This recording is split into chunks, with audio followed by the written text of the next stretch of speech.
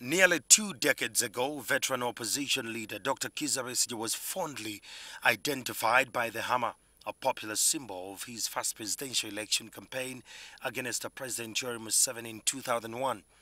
The mantra of Besigye's campaign was that President Museveni was like a quarter pin and that dislodging him from office would require a candidate with the strength of a hammer to remove the quarter pin.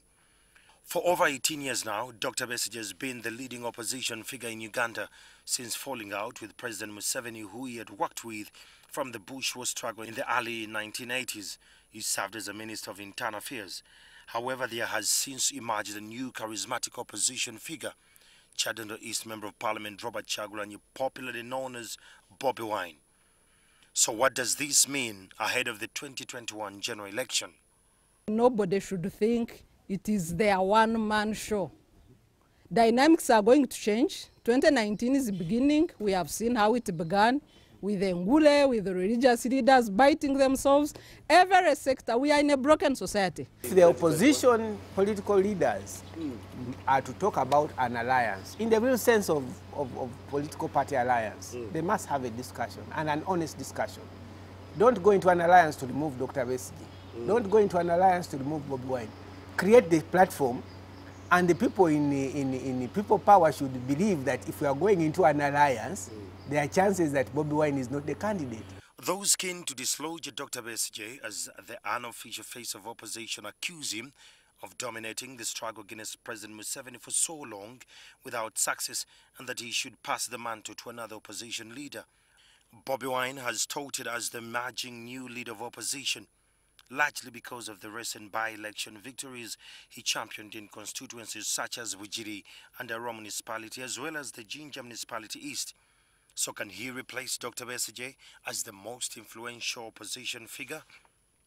And you look at the crowds, you know, that follow him wherever he is, and then you look at the ones who follow Dr. Besigye. I mean, from an ordinary person's view, without the scientific research, you'd be able to say, yes, his candle is getting a bit dimmer. Like any other historical figures in democratic struggles, it comes with controversy. So people look at Besigye with different lenses, and rightly so. But is Besigye's candle burning out? I don't think so.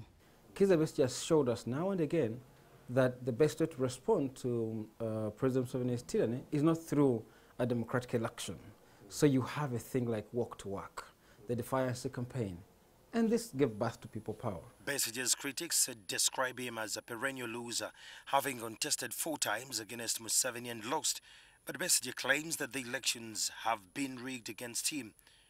Besigye challenged at the 2006 presidential election in the Supreme Court, and the verdict was that there were irregularities, although the justices said that they were not as significant as to tilt the results of the election in Besigye's favor.